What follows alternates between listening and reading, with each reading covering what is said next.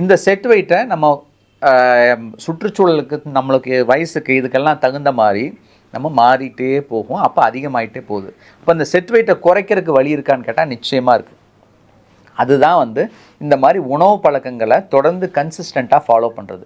இப்போ நான் சொல்கிற பிளாட்டோ ஃபேஸ், இப்போ ஒருத்தருக்கு வெயிட் குறைஞ்சிட்டே போகுது, ஆனால் ஒரு இடத்துல ஸ்டடியானது மாதம் 1 கிலோ 1/2 கிலோ குறைஞ்சிட்டே இருந்த டாக்டர் இப்போ 2-3 மாதமாக எந்த வெயிட்டுமே குறைய மாட்டேங்குது, நான் என்ன பண்ணுறதுன்னு கேட்பாங்க. பொறுமையாக இருங்க. அந்த டைமில் நீங்கள் டயட்டை விடாதீங்க. உங்களோட எஃபெக்டை கன்சிஸ்டண்ட்டாக போட்டு இருக்கணும். நீங்கள் என்ன போடுறீங்களோ அந்த செயலை நீங்கள் தொடர்ச்சியாக செஞ்சுட்டே இருக்கணும். அதாவது டயட் அப்படிங்கிறது.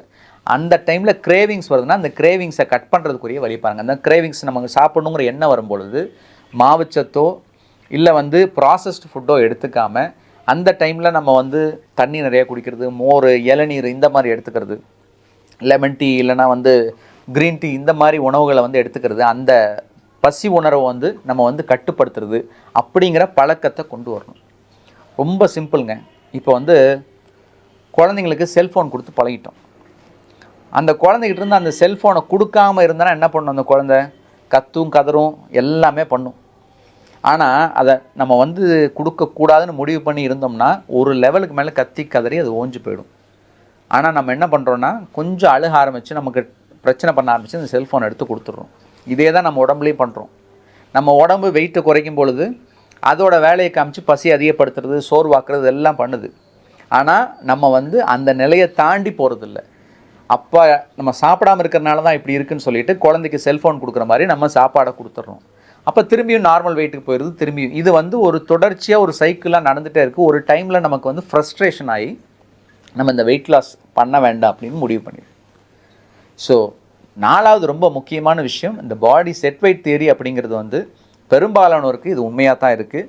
இந்த பாடி செட் வெயிட் தியரியை உடைக்கணும் அப்படின்னா நிச்சயமாக அந்த பிளாட்டோ ஃபேஸ் வெயிட் நமக்கு ஸ்டேபிளாக வர பிளாட்டோ ஃபேஸில் நம்மளோட முயற்சியை அதிகப்படுத்தணும். உணவு கட்டுப்பாடை விட்டுறக்கூடாது. அதே போல் அந்த டைமில் அதிகப்படியான மாவுச்சத்து உள்ள உணவுகளோ இல்லை அதிகப்படியான கொழுப்புச்சத்து உள்ள உணவுகளையோ சேர்த்து நம்மளோட கிரேவிங்ஸை நம்ம சாட்டிஸ்ஃபை பண்ணக்கூடாது.